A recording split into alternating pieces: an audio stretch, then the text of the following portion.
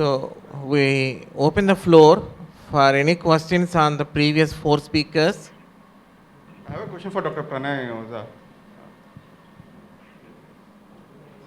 So with your sort of vast experience, have you seen a point where continuation of ECMO can be futile, where we have to withdraw rather than continue?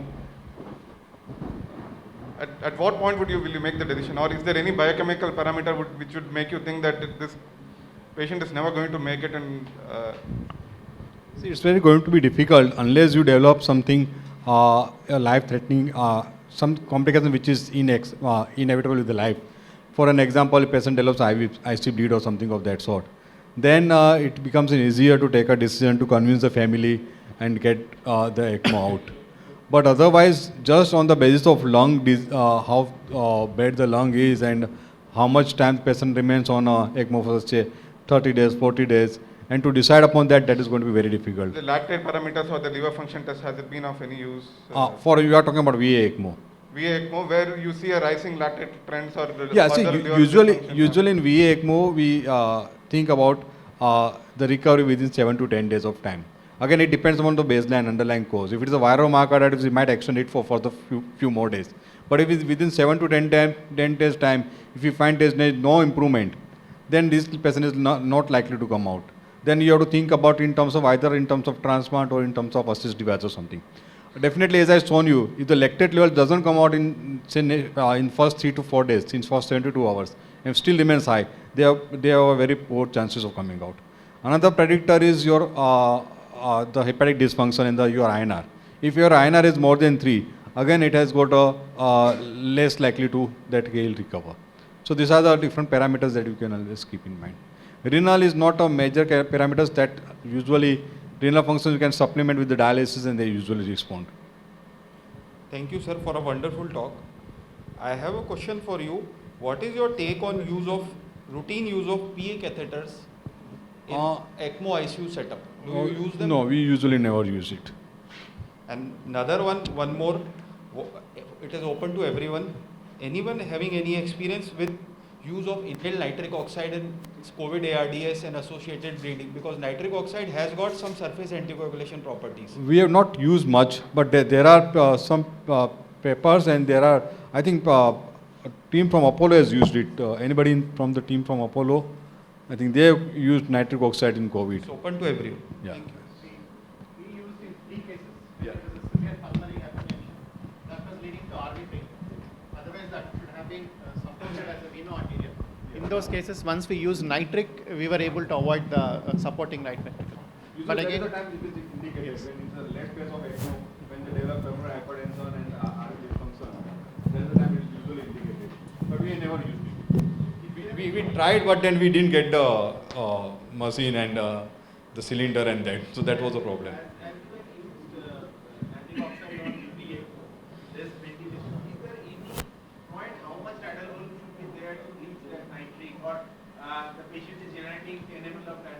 no, all 3 were not the ones who were having that very low compliance with 30, 40 ml, not that kind.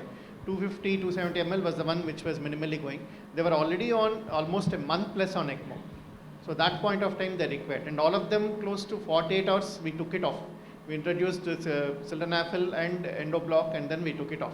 And you have seen that TAPC has improved At one point it was like immediately you need a support because the CP was going up to 16 or more than that. At that point, once this was connected, we were able to bring down the CP. I mean, you didn't require an RV support in them. What is the RPM you are giving? Nitric oxide up to 20 parts per million. 20 parts per million. Because we are always skeptical of using nitric when there is a tidal volume is very low and how to do there that. It may not benefit. Okay, that is of no benefit. Thank you.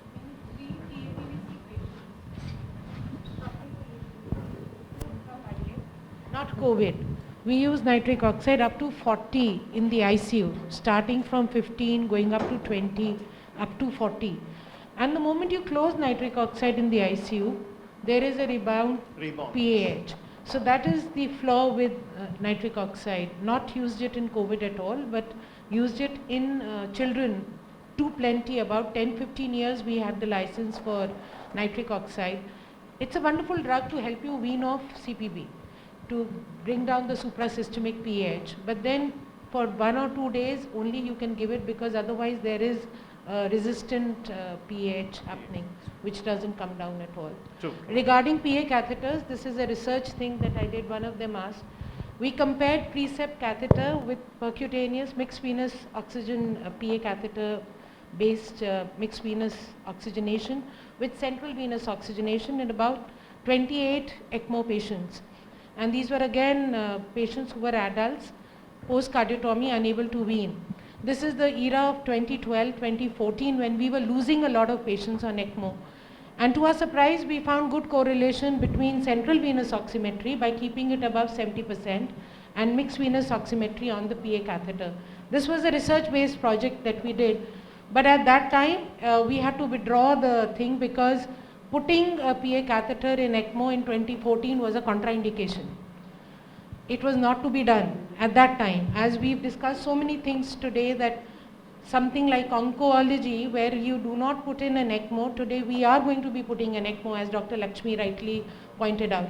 So PA catheter and ECMO is of vogue, to be done in the right patient, and central venous oximetry with PA pressures and PCWP is a very good marker for your preload as well as your afterload with PVRI. Oh. Gives you so many, the PVRI that you get, you don't get anywhere else. No, you can connect it to all these high-end monitors of Edwards Yes. and all, you get SVR, PVR, everything that helps in management of ECMO. But we did goal-directed ECMO monitoring with SCVO2, the precept catheter, which rests at the RA-SPC junction. You maintain your central venous oximetry above 70% with your inotropes and your ECMO flows. The patient does very well. Thank so you. that gave us. Oja sir, just one thing. I just wanted to open this Pandora's box. This hyperbilirubinemia for a long ECMO run, I have found in few of my patients, I could not manage, and the bilirubin kept on rising to 40. Didn't found any cause other than a slow indwelling sepsis, that they didn't do well. So, can you just put some light on this? Even we have found in quite a few patients, especially when there is a prolonged ECMO, partly because of hemolysis to some extent and more because of intrahepatic cholestasis secondary to sepsis. I think usually that those bilirubin does not come out, it usually don't do well. Once the sepsis comes under control, usually they come out. Another factor is use of TG cyclin or minocycline. Again, then further increases the bilirubin. So that is another cause. But most of the patient, if the bilirubin is still going up, they usually don't do well. Have you found any advantage of changing those oxygenators? No, we tried it, but they don't make a much of a difference. More because of probably the intrahepatic cholestasis or something like that. So. This one observation with regards to the case Dr. Santosh had presented. This young girl who was on ECMO twice, what had happened was she was on central ECMO and she was never making good urine. And after we put her on peripheral ECMO after a second collapse, she suddenly started making urine. Has there been any observation where the renal recovery is better with the peripheral ECMO, or because you perfuse the renal arteries better? I just wanted an opinion from the floor. The other way around we found. See, there's no, I don't know about any papers comparing the central ECMO versus the peripheral ECMO as far as the urine output is concerned. But in many of the patients, cardiac patients, we see that we put the patient on ECMO, even with VV ECMO, so we put the patient on ECMO and they improve. One of the reasons I can think about is when you put the peripheral ECMO, especially the femoral cannula, the renal perfusion is going to be much more than the blood which is going up. So probably that Actually, might be they the renal poured, perfusion. no, they poured urine actually. Yes. When after putting, Yeah, they just start pouring 250, urine, 300. So it is the observation this after taking out the central ECMO, that peripheral ECMO they started putting urine. Yeah, this girl actually after peripheral ECMO she started making urine rapidly. Before that was Actually, one of the reasons why we presented this case, I mean, a bridge to transplant for ECMO is nothing new.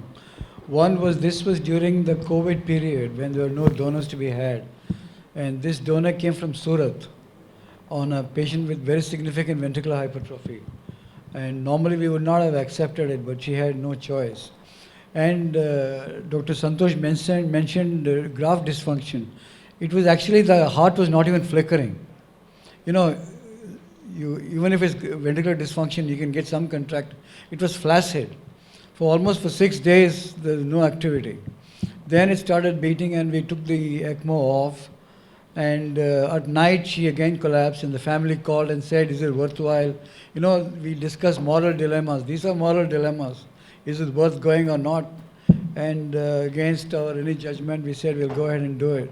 And now, two things. Not only is she alive and very well after 1 year, her ventricles completely regress and become normal. So this so-called ventricular hypertrophy as a contraindication for transplant also is not written in stone. If you change the body and the body is not hypertensive, the ventricle can regress.